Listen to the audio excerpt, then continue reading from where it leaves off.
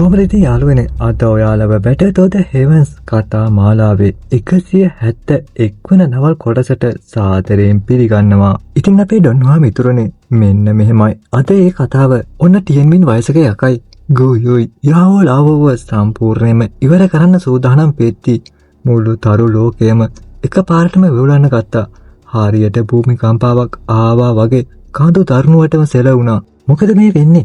ඉතින් මේ හදිසි වෙනස නිසා ටියන්මින් වයසක යකයි ගෝයෝයි පුදුමෙන් ගල් ගහලා ඇහුවා. ඒත් එක්කම එකපාරටම තරු ලෝකයේ ගැඹුරේ තිබ්බ දැවැන්ත කන්දක් එකපාරටම පුපුරලා ගියා. ඒ විශාල කන්ද පාසාන කැබලි පාට පත් වුණා. ඒත් එක්කම ලෝකයම විනාශ කරන්න පුළුවන් තරමේ බිහිසුණු ගිනි මුහුදක් කඳු කරෙන් පිටතට කඩාගෙන ආවා. ඒක රැල්ලක් වගේ අහස දිහාට වේගයෙන් නැතිගෙන ගියා. ගිනි දැල් මුහුද ඉහළට එtti හඳුනාගත් සීතල කෑගැසීමක් තරු ලෝකේ පුරාම තෝංකාර දුන්නා. අද මගේ මණ්ඩපයට අයිති නැති ඕනෑම කෙනෙක් මේ තරු ලෝකයේදීම මිය යනු ඇති. ඉතින් මේ භයානක කෑගැසීමත් එක්කම ඝන පීඩන ප්‍රභාවයක් අකුණු සැරයක් වගේ මුළු ලෝකෙම පැතුරුණා. මේ පිහිසුණු ප්‍රභාවය දැනුණාම ආසේ පාවෙමින් හිටපු ටියන්මින් වයසක යකයි ගෝයෝයි එකපාරටම නිශ්චල වුණා. ඒත් එක්කම යාළගේ මුහුණ වලට විශාල කම්පනයක් ආවා. අවිශ්වාසයෙන් පිරුණු තියෙනු කෑගැසීම් ආසේ ඇහුණා. ඩූසෙන් ඒක කොහොමද වෙන්නේ? ගිනි දැල් මුහුද තරු ලෝකේ පුරාම පැතිර ගිහින් සටන් බිමට ඉහළින් ආසේ එකතු වුණා. ඒ ගිනි දැල් වෙන වෙලා හිමිහිට ගිනි මාවතක් හැදුණා. කළු ඇඳුමක් හැඳගත්තු රූපයක් ඒ ගිනි දැල් මැදින් ගිනි මාවත දිගේ හිමිහිට එළියට ආවා. ඒත් එක්කම ඒ රූපය හැමෝගෙම ඇස් ඉස්සරහා පෙනී සිටියා. සියෝයන් ජූනියර් මණ්ඩප ප්‍රධානියා ජූනියර් මණ්ඩප ප්‍රධානියා භාවනාවෙන් එළියට ඇවිත් ඔන්න ඒ ගමන තරු ලෝකයේ පුරාම විවිධ හැඟීම් පිරුණු කෑගැසීම් ඇහුණා. ඒත් එක්කම වැටෙන තරු මණ්ඩපයේ අයට පිස්සු හැදෙන තරමටම සතුටක් දැනුණා. හැබැයි ඉතින් ගැඹුරු ගංගා සන්ධානයේ අයට කම්පනයක් ඇති වුණා. මේක කොහොමද වෙන්නේ? මේ පොඩි එකා අවුරුදු 2කට කලින් හිටියේ ඩූසුන් මට්ටමේ උච්චතම අවස්ථාවේ විතරයි. ඩූසෙන් කෙනෙක්ට කඩාගෙන එන්න පුළුවන් උනේ කොහොමද? ඒ වගේම එයා නියම ඩූසෙන් කෙනෙක්. ගෝයෝ අවිශ්වාසයෙන් යුතුව ගිනි රැල්ල මැදින් එන තරුණ රූපය දිහා බැලුවා. එයා හතර වටේට පිස්සුවෙන් වගේ කෑ ගැහුවා. මේ සිදුවීම එයාට අධික ලෙස බියකරු බලපෑමක් ඇති කළා. ඒත් එක්කම තව කටහඬක් ආවා. ඒ සියෝයන් අර පරදාසයෝ කිව්වේ එයා තර්ජනයක් නෙවෙයි කියලා නේද? මොකද උනේ? ටියන්මින් වයසක යකාගේ මුහුණත් කැළඹුණා. ඒත් එක්කම දෙයක් මතක් වුණ ගෝයෝ ඒක බෝධිසත්ව හදවත මේ පොඩි එකාට බෝධිසත්ව හදවත ලැබිලා. ගෝයෝගේ ඇස් පිස්සුවෙන් වගේ දිරිසුණා. ගෝයෝට එකපාරටම මතක් වුණා එයාගේ දත් මිරිකිලා ගියා. පුදුමයක් නෙවෙයි මේ පොඩි එකා මේ අවුරුදු 2 සම්පූර්ණයෙන්ම අතුරුදහන් වෙලා හිටියේ. එයා හිටියේ ඩූසෙන් මට්ටමට කඩාගෙන එන්න භාවනාවේ යෙදිලා. ඉතින් මේ මොහොතේ තරු ලෝකේ පුරා තිබ්බ හැම සටනක්ම නතර වුණා. සතුටෙන් සහ පහෙන් පිරුණු ඇස් ගොඩක් ගිනි දැල් මුහුදෙන් එළියට එන රූපේ දිහා ස්ථිරවම යොමු වුණා. ඒ භයානක පීඩනය නිසා එලයිට් ඩූසෙන් කෙනෙකුගේ ආත්මය පවා වේවුලන්න ගත්තා. මේ පීඩනය ගෝයෝ වගේ උසස් අර්ධ සාන්ත කෙනෙකුගේ පීඩනයට වඩා කීප ගුණයකින් බලවත් වුණා. ගිනි දැල් මුහුද හැම පැත්තටම පැතුරුණා. සියෝයන්ගේ ශරීරය අහසේ නිශ්චලවම තිබ්බා. එයා සටන් සලකුණු වලින් වැහිලා තිබ්බ තරු ලෝකයේ දිහා බැලුවා. එයාගේ කළු ඇස් ඇතුලේ ආමුතුම චේතනාවක් දරුණුවටම ඇවිස්සලා ගියා. සයන්ගේ ශරීරය එකපාරටම දැල්ලුණා. ඊළඟට එයා පෙනී සිටියේ විශාල චතුරස්‍රයට ටිකක් උඩින්. ඊළඟට එයා පහළට බැහැලා ගැඹුරු වලක වැදිලා දේ වැగిරෙමින් හිටපු යාවෝ ලාවෝ ළඟින් පෙනී සිටියා. එයා යාවෝ ලාවෝ ගුරුවරයාගේ දුක්ඛිත පෙනුම දිහා බලද්දී එයාගේ ඇස් අමුතු විදියට හරිම සංසුන් වුණා. සොයන්ව හොඳටම දන්න අය විතරයි දැනගෙන හිටියේ මේක තමයි එයාගේ භයානකම මානසික තත්ත්වය කියලා. හරි පොඩි එකා ඔබ අන්තිමට භාවනාවෙන් එළියට ආවා. ඔබ තව ටිකක් ප්‍රමාද වුණා නම් ඔබට මගේ මේ මහලු ඇටකටු වලරන්න තමයි වෙන්නේ. සොයන් ළඟින්ම ඉන්නවා දැක්කහම යාවෝ ලාවෝගේ ඇස් සතුටින් උතුරලා ගියා. එයා නැවුම් ලේ කටක් පිට කරලා හයියෙන් එනා වුණා. ගුරු පියාණෙනි සමා වෙන්න හැමදේම මට බාර දෙන්න. සොයන් නිහඬවම හිටියා. එයා මේ වචන හොඳටම හිමිහිට කියලා දරුණුවටම තුවාල වෙලා හිටපු යාවෝ ලාවෝ උස්සලා ගත්තා. ඊට පස්සේ සොයන් විශාල බලෙන් එළියට දුවලා එයාගේ ගුරුවරයාව ගල් වේදිකාවක් උඩ තිබ්බා. එයා වටපිට බැලුවාම වැටෙන තරු මණ්ඩපේ වැඩිහිටියෝ කීප දෙනෙක් යාවෝ ලාවෝ බලා ගන්න ඉක්මනටම ආවා. කයිලින්ට අනිතාට තුවාල වෙලා. එහෙම කියලා යාවෝ ලාවෝ එයාගේ කට කොනේ තිබ්බ ලේ සලකුණ පිස්ස දමන ගමන්ම සොයන්ට කිව්වා.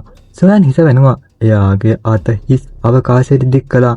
එයාගේ පාලනය යටතේ රූප 3ක් එතනින් ගියා. නැවතත් එයාලා සොයන් ළඟ තිබ්බ ගල් වේදිකාවට ගොඩ බැස්සා. සොයන් කයිලින්ගේ පුංචි සුරංගනාවියගේ සහ චින්දෙන්ගේ කට කොනේ තිබ්බ දේ දිහා බැලුවා. ඊට පස්සේ එයා කයිලින් දිහාට අවධානය යොමු කළා. එයාගේ සීතල හිත් ඇදෙන සුළු මුහුණ සුදුමැලි වෙලා තිබ්බා. ගනලේ එයාගේ ඇඳුම් වලට කාවැදිලා ඇදිලා තිබ්බා. සොයන් එයාගේ කපඩා මුතුවෙන් විශාල කළු සිවුරක් එළියට අරගෙන කයිලින්ගේ ශරීරය වැහුවා. එයා වචනයක්වත් කිව්වේ නැහැ. ඊට පස්සේ එයා ඖෂධ පෙති බෝතලයක් එළියට අරගෙන තාමත් සීයෙන් හිටපු පුංචි වෛද්‍ය සුරංගනාවියට දුන්නා. එයා බෝතලය අරගෙන හිමිහිට කිව්වා මේක කලේ 3 වෙනි ටියන්සුන්. ඒ කෙනා ආරම්භක මට්ටමේ ආර්ථ සාන්ත කෙනෙක්. ඒත් එක්කම සොයන් පුංචි සුරංගනාවිය දිහා බලලා hina වුණා.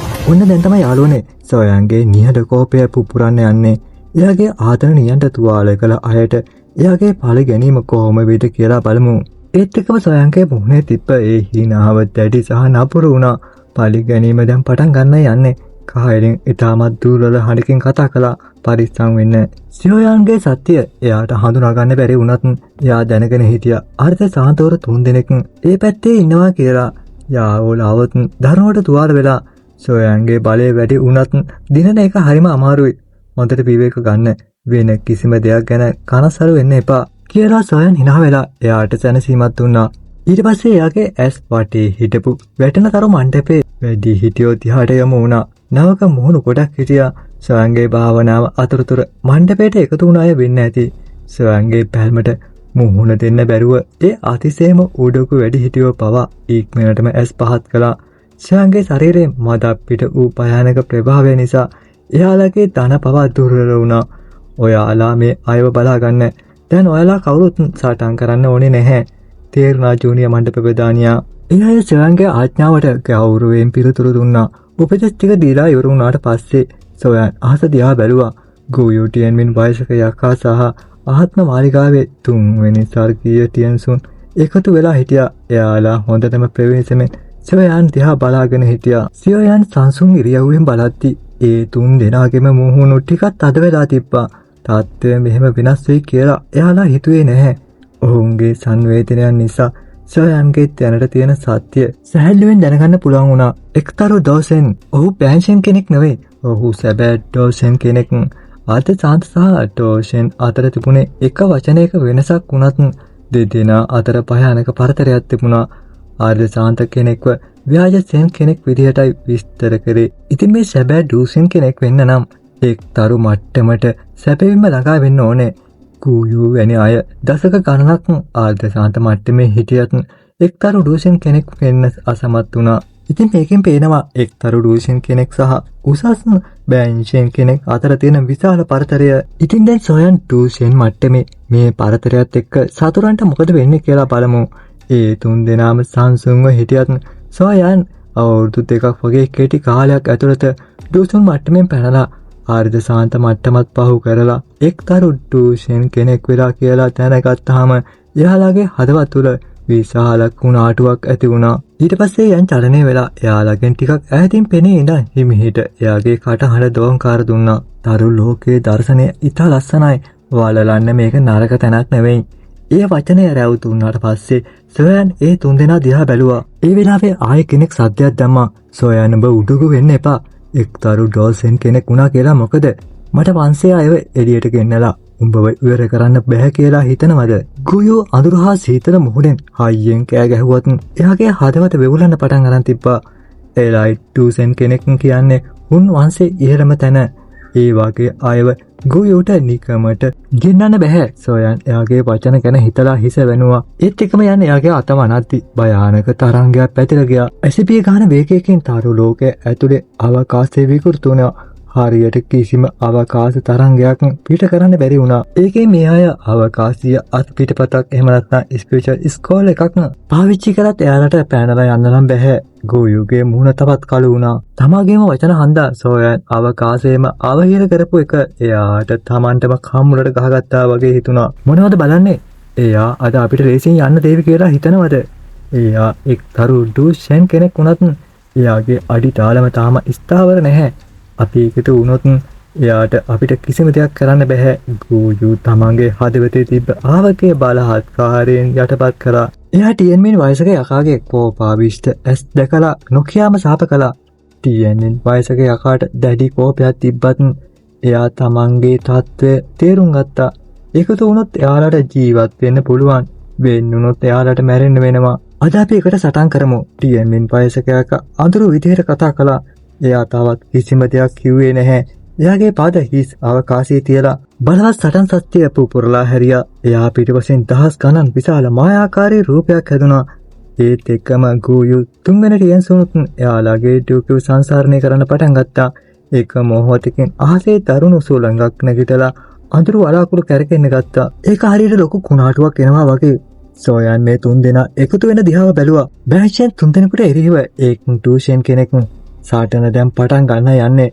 සෝයන්ගේ බලය කොච්චරද කියලා බලන්න අපි දැහැත්වෙමු. ඒ වෙලාවේ සෝයන්ගේ කළුවත් සම්පූර්ණයෙන්ම සංසුන්ව තිබ්බා. කිසිම රැල්ලක් තිබේ නැහැ. හැබැයි එයාගේ ඇස් ඇතුලේ ආත්මයක් ඇති කරන්න පුළුවන් සීතලක් එමිහිට නැගිට්ටා. ගැඹුරු අහස් රුධිර අතර දහස් ආත්ම ස්වර්ග අකුල ගුගගේ ප්‍රභාව අනිත් දෙන්නාත් එක්ක දරුණුවටම නැගිට්ටා. අන්තිමට එයාලා රතු වෙච්ච මුහුණ වලින් කෝපයෙන් කෑ ගැසුවා. ඒත් එක්කම ඉතා තියුණු සත්‍යයක් තිබ්බ. සූලන් තුනක් එක පාටම හිස් අවකාශයේ කුඩු කරලා ගමන ගමන්ම දාරුණු මකුරුන් තුන් දෙනෙක් වගේ සොයන් දිහාට කෝපයෙන් කෑ ගහමින් ආවා. යන්නේ ඒ වෙලාවේ ඒ තුන් දෙනා තමන්ගේ සම්පූර්ණ සත්‍යයෙන් එල්ල කරපු භයානක ප්‍රහාරය දිහා බැලුවා. එයා හිමිහිට එයාගේ අත උස්සලා ගත්ත වෙලාවේ එයාගේ ඇස් ඇතුලේ අමුතු ඉරියව්වක් තිබ්බා. මේක මම ඩූසෙන් මට්ටමට කඩාගෙන එත්තේ තේරුම් ගත්ත දෙයක්. අද මම ඔය තුන් දෙනාව මේකට පූජා කරනවා. යන්ගේ ඒ උදාසීන හඬ ඇහුණට පස්සේ එයාගේ අතෙන් එක පාරටම ගිනි වර්ග 4ක් පුපුරලා ගියා. ඒවා පිස්සුවෙන් වගේ කෑරකෙන්න පටන් ගත්තා. ඇසිපිහ ගහන වේගයෙන් ඒවා වර්ණ 4ක් තියෙන දහස් ගණන් විශාල අමුතු වලල්ලක් බවට පත් වුණා. ඒ වලල්ල දිගටම කැරකෙtti වලල්ලේ ඇතුළත කළු පාටක් තිබුණා. ඉතින් මේ කළු පාට ආවකාශීය කළු කුහර වලට වඩා පිරිසිදු වුණා. ඒක හරියටම පුනරුත්පත්තියේ හැඟීමක් ගේනවා වගේ. වලල්ල සොයන්ගේ අත්ල මට හැදුනට පස්සේ ඒක පහළට තල්ලු කරා. යූගේ කණ්ඩායමේ සම්පූර්ණ බල ප්‍රහාරය එක හිමිහිට ගැටුණා. ඉතින් මේ ප්‍රහාරය කෝප වූ පුත්ත පුනරුත්පත්තිය කියලා තමයි හඳුන්වන්නේ. ගිනි වලින් වට වෙච්ච විශාල කළු වෘත්තාකාර තහඩුව සියල්ල අවසන් කිරීමේ හැඟීමක් විහිදුවමින් ගෝයු ඇතුළු තුන් දෙනාගේ කණ්ඩායමේ භයානක සත්‍යය එක්ක ගැටුණා. ඉතින් ඒ දෙපාර්ශ්වයම ගැටුණා. ඒ භයානක ගැටීම උල්කාපාත ගැටුණා වගේ පෙනුණා. හැබැයි පුදුම දේ තමයි පොළව කම්පා කරන පිපිරීමක් ඇති වුණේ නැහැ. දහස් ගණන් විශාල සත්‍ය ප්‍රහාර තුන හැමෝගේම කම්පණයට පත් වූ ඇස් ඉදිරිපිට එකපාරටම වෙන් වුණා. හරියට දැවෙන කිනිදල් එක ගැටිලා වේගයෙන් දිය වෙලා ගියා වගේ. ඒ හිමිහිට කැරකෙන කළු තහඩුව වාතය පා වෙන් කරනවා වගේ පෙනුණා. විශාල සත්‍ය ප්‍රහාර වේගයෙන් විසිරී ගියා. කෙටි මොහොතකින් ඒක කිසිවක් නැති දෙයක් බවට පත් වුණා. අනිත් අතට ගිනි වලින් වට වෙච්ච විශාල කළු තහඩුව අහසේ දිගටම පාවෙමින් සහ හිමිහිට කැරකෙමින් තිබ්බා. මොකද්ද මේ ටූල්ස් කියලා එක? ගූයුගේ කණ්ඩායමේ ඇස්වලට කම්පනයක් වගේම අවිශ්වාසයක් ඇති වුණා. එයාලගේ පහර තහඩුවටත් වඳින්න කලින් විනාශ වුණා. ඒ අමුතු ගිනි වලල්ල ඇත්තටම ගොඩක් භයානකයි. ඉතින් සොයන්ගේ කෝප වූ බුද්ධ පුනරුත්පත්තිය සතුරාව හොඳටම ගල් කරලා දැම්මා. දැන් සටනේ සැබෑ වෙනස පටන් අරන් ඒ වෙලාවේ යාවලාව ගුරුතුමාගේ මුහුණට කම්පනයක් ආවා. එයා පහළ ඉඳන් හිමීර කැරගෙන කළු මැදක් තිබ්බ ඒ ගිනි වලල්ල දිහා බැලුවා. ඒ ගිනි තහඩුවේ මැද තිබ්බ අඳුරෙන් භයානක හැඟීමක් එයාට දැනුණා. ඒකට කෙනෙක් වැටුනොත් එයාගේ ආත්මය පවා විනාශ වෙනවා. ඉතින් මේක තමයි සැබෑ විනාශය. මේ මිනිස්සයා ගොඩක් සත්‍යමත් අපි යමු. ගෝයුගේ මුහුණ කැළඹුණා. එයා සීතල ඇස්වලින් බලාගෙන අත් පිටිපස්සට කරගෙන හිටපු සොයන් දිහා බැලු. එකම එක බැල්මකින්ම ගෝයුගේ කණ්ඩායමට තේරුණා එයාලා සොයන්ට ගැලපෙන්නේ නැහැ කියලා. ගෝයු කතා කරලා වේගෙන් හැරියා ගියා. එයාගේ ශරීරයේ ආලෝක කිරණයක් බවට පත් වෙලා තාරු ලෝකේ පිටවීමට දිව්වා. ටියන්වින් වයසක යකයි ආත්ම මාලිකාවේ තුන්වැනි ටියන්සුණු ඉක්මනටම එයා පිටිපස්සෙන් ගියා. ගැඹුරු සන්දානයේ විශේෂඥයෝ ඒ තුන්දෙනා හැරලා දුවනවා දැකලා කම්පණයට පත් වුණා. අනේතින් යාළුවත් ඉක්මනටම ඒ විදිහටම ගෙදරක් නැති අය වගේ තාරු ලෝකයෙන් පැනලා යන්න හැදුවා. කැරකෙන්න සොයන්ගේ උදාසීන ඇස් දැල්ලුණා. මේ විශාල පිරිස පැනලා යන්න හදනවා දැකලා එයාගේ කටින් හිමීට හඬ පිට වුණා. සොයන් අන දුන්නට පස්සේ අහසේ තිබිච්ච විශාල කළු තහඩුවෙන් එකපාරටම කළු ආලෝක කණුවක් පිට වුණා. මේ බලසත්ති කණුව නිහැඩවම අවකාශයක මිශ්‍ර වෙලා ගූගේ කණ්ඩායම ළඟට ගියා. ගැඹුරු ගංගා සන්ධානයේ හිටපු අවාසනාවන්ත අය ඒ සත්‍ය තරංගය ඇතුළට ඇදිලා ගියා. එයාලා කම්පණයටපත් වුණා. එයාලාගේ ශරීර ඒ සත්‍ය කදම්බය ඇතුලේ වේගයෙන් දිය වෙන්න පටන් ගත්තා. එයාලා ඉක්මනට දොච්චි පිට කළා. ඒත් එක්ක දැක්කහම එයාලගේ ඇස්වල කම්පණය තවත් වැඩි වුණා. එයාලගේ ශරීර ඇතුලේ තිබ්බ දොච්චි පවා කළු ආලෝකයේ එක ගැටුණාම හිමිහිට දිය වෙලා කිසිවක් නැති දෙයක් බවට පත් වෙනවා දැක්කා. ඒත් එක්කම දුක්ඛිත කෑගසීම් තරු ලෝකේ පුරාම තෝංකාර දුන්නා. බල්ලෝ මේ මොකද්ද මේ? ගුයු අනිත් දෙන්න එයාලගේ සටන් බල සත්‍යයෙන් වට වෙලා හිටියා. ඒ වෙලාවේ එයාලගේ ඇස්වලට කම්පනයක් සහ කෝපයක් ආවා. එයාලගේ ශරීර ඇතුලේ තිබ්බ දුකේ විශාල සහ බලවත් උණේකින් එයාලා ආලෝකයට යන්තම් ප්‍රතිරෝධය දක්වුවා. හැබැයි එයාලගේ දෝෂි දිය වෙන වේගයට අනුව එයාලත් අනිත් අය වගේම නුදුරු අනාගතයේදී කිසිවක් නැති දෙයක් බවට පත් වෙනවා. ඉක්මනට මේ ආලෝක කණුවෙන් පැනලා යමු. ටියන්මින් වයසක යකා වීතියෙන් පෙරුණු හඬකින් පහත් කොරවන සත්‍ය අපිට කළා. අවුරුදු ගානකට පස්සේ මරණය එයාට දැනුණු පළමු අවස්ථාව මේකයි. ඒ වගේම ආර්ය සාන්ත මට්ටමට කඩාගෙන ආවට පස්සේ මේක පළමු වතාව වුණා. ඔන්න ඉතින් ශ්‍රී බලය සාතුරංගේ බලාපොරොත්තු සම්පූර්ණයෙන්ම විනාශ කරා. දැන් එයාලට පැනලා යන්නත් බැහැ. ඊළඟට මොකක් වෙයිද? ඔන්න එතකොට ටියන්මින්ගේ මතක් කිරීමක් ඕන උනේ නැහැ. ඒ කළු ආලෝක කදම්බේ ඇතුලේ එයාලගේ දොචි වේගයෙන් දිය වෙනව දැකලා ගුයුගේ සහ තුන්වෙනි ටියන්සුන්ගේ මුහුණු වලට දැඩි වෙනස්කම් ආවා. එයාලා තමන්ගේ වේගය උපරිමයටම දාලා ආලෝක කණුවෙන් එළියට දුවන්න හැදුවා. ඔයාලට පැනලා යන්න පුළුවන්ද? සොයන් ඒ තුන්දෙනා පැනලා යන්න හදනවා දැකලා හිස්ස වෙනුවා. එයාගේ අත එකපාරටම යූගේ කණ්ඩායම දිහාට හකුලුවද්දී අවකාශයේම සෙනිකවම තද වුණා. ඒ තද වෙච්ච අවකාශයේ සත්‍යමත් සීල ගෙදරක බිත්තිය වගේ හැමෝවම කළු ආලෝක කණු ඇතුලේ අවහිර කළා. යූගේ කණ්ඩායම පිස්සුවෙන් තද වෙච්ච අවකාශයට පහර දුන්නත් එයාලගේ සත්‍ය සොයන්ගේ බලයට වඩා ගොඩක් දුර්වල වුණා. සොයන් විසින් තද කරපු අවකාශය කඩන එක කියනවට වඩා අමාරු දෙයක්. ඒ වගේම කළු ආලෝක කණුව එයාලාගේ ශරීර ඇතුලේ තිබ්බ ටෝකියෝ ටිකටම දිය කරමින් තිබ්බා. ඒකෙන් එයාලාගේ ප්‍රහාරය දුර්වල වුණා. තරු ලෝකේ හැමෝගෙම ඇස් ඉදිරිපිට ගැඹුරු ගංගා සන්ධානයේ විශේෂඥයෝ කළු ආලෝක කදම්බේ ඇතුලේ සොයන්ගේ අවහිර වෙලා හිටියා. එයාලා කොච්චර ආලකර කරත් එයාලාට මරණය එනකම් බලාගෙන ඉන්න විතරක් පුළුවන් වුණා. මේ භයානක ක්‍රමය දැක්කහම බලාගෙන හිටපු අයගේ හදවත් සීතල වුණා. එයාලා සොයන්ගේ පැත්තේ හිටපු එක ගැන සතුටු වුණා. තියෙන දුක්ඛිත කෑගසීම් ආලෝක කණුවෙන් ටිකටම පිට වුණා. කෙටි විනාඩි 3ක් ඇතුළත ගෝයුයි අනිත් පෑන්ෂන්වරු දෙන්න ඇරෙන්න ආලෝක කදම්බය ඇතුලේ හිටපු හැමෝම කිසිවක් නැති දෙයක් පටපත් වුණා. එයාලාගේ ආත්ම පවා කළු ආලෝකයෙන් විනාශ වුණා. සොයන් මට යන්න දෙන්න. එතකොට ගැඹුරු අහස් නිකාය අනාගතයේදී වැටෙන තරු මණ්ඩපේ යටත් කණ්ඩායමක් වෙයි. ඒ වෙලාවේ ටිමින් බීතියෙන් හිටියා. එයාගේ පිස්සු ප්‍රහාර පළක් නැති වෙtti. එයා ආසරියාට අයියෙන් කෑ ගැහුවා. ඕනේ නැහැ ගැඹුරු අහස් නිකාය පවතින එකක් නැහැ. ටිමින් වයසක යකා යටත් වෙන්න හැදුවත් සොයන්ගේ මුහුණ උදාසීන වුණා. එයා හිමීට හිස මනලා සීතලෙන් කිව්වා මම කලින් කිව්වනේ තරු ලෝකය වලලන්න නරක තැනක් නෙවෙයි කියලා. පොඩි එකා මේ මහලු මම අත පසුබසින්නේ නැහැ. යටත් වෙන එකත් වැඩකට නැති දෙයක් බව දැකලා ටියන්මින් වයසක එකාගේ ඇස් එකපාරටම ලේ රතු වුණා. එයාගේ ශරීරය වේගයෙන් ඉදිමෙtti. එයාගේ රෝම කූපවලින් රුධිර කණු කෝඩක් එකපාරටම පිට වුණා. මේ පිස්සෙක් දැන් ඉතින් ටියන්මින් වයසක යකා පිස්සු වැටිලා. එයා සොයන්ගෙන් බේරෙන්න අන්තිම මොහොතේ පිස්සු ක්‍රමයක් කරන්න හදනවා. ඊළඟට අපි බලමු. ඒ එක්කම ගුයුගේ මුහුණ වෙනස් වුණා. මේ රුධිර කදම්බ දැකලා එයා ඉක්මනටම තුන්වෙනි ටියන්සුන් එක්ක පිටිපස්සට ඇදුනා. ටියන්මින් වයසක යකාගේ ශරීරේ වේගයෙන් ඉදිමිලා ගියා. සේනිකවම ඒක බුම් සත්‍යක් දීලා පිපිරෙන බැරලයක් වගේ ධාර්මවට පුපුරලා ගියා. භයානක සත්‍ය කුණාටුවක් වේගයෙන් පැතිරිලා එයා වටේ තිබ්බ තාදේ වෙච්ච අවකාශයේ කුඩු කරලා දැම්මා. ඒ වෙලාවේ යන් 아무තු බැල්මකින් එතන උදාසීනව පැතිරෙන සත්‍ය කුණාටුව දිහා බැලුවා. එයාගේ අත්වල මුත්‍රා වෙනස් වුණා. ගිනි බලල්ලකින් වටවෙච්ච කළු තහටුවේ භයානක උරා ගැනීමේ බලයක් පිට කළා. ඒක සම්පූර්ණ සත්‍ය කුණාටුවම කිල දැම්මා. ඉතින් මේ සත්‍ය කුණාටුව අතුරු දහන් වුණ මොහොතේම ඊටමත් අඳුරු ආලෝකයක් එක පාටම පිට වුණා.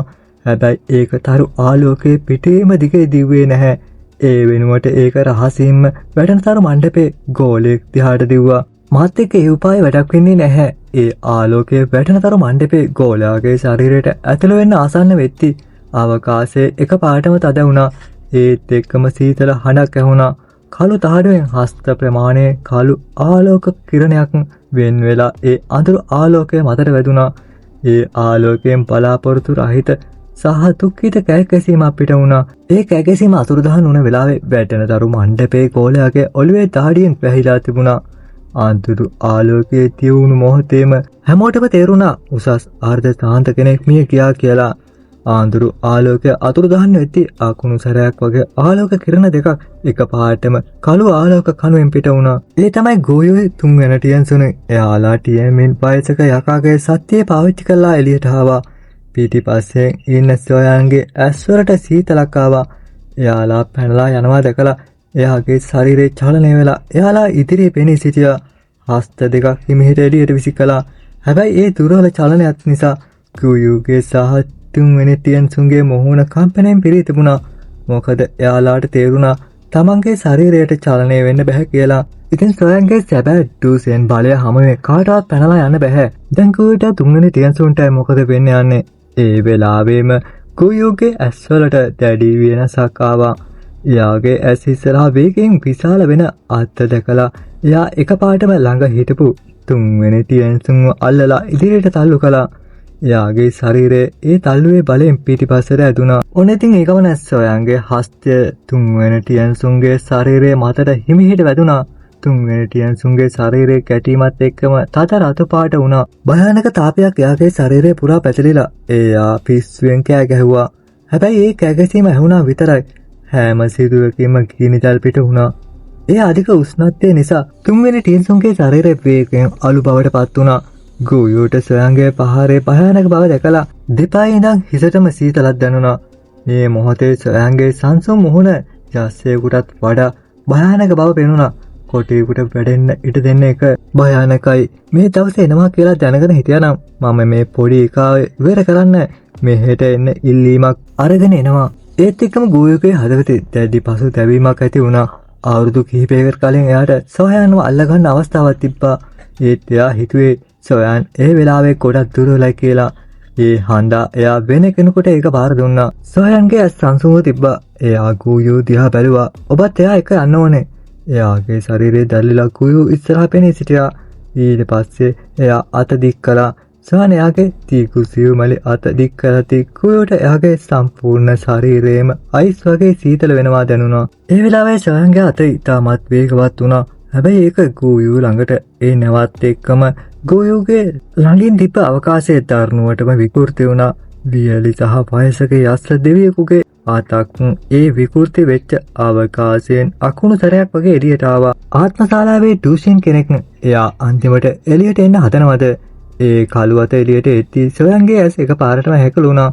ඒ ගමන සොයන්ගේ අවසාන පහරේදී ආත්මශාලාවෙන් තවත් බලවත් ඩූෂන් කෙනෙක් එළියට එයිද?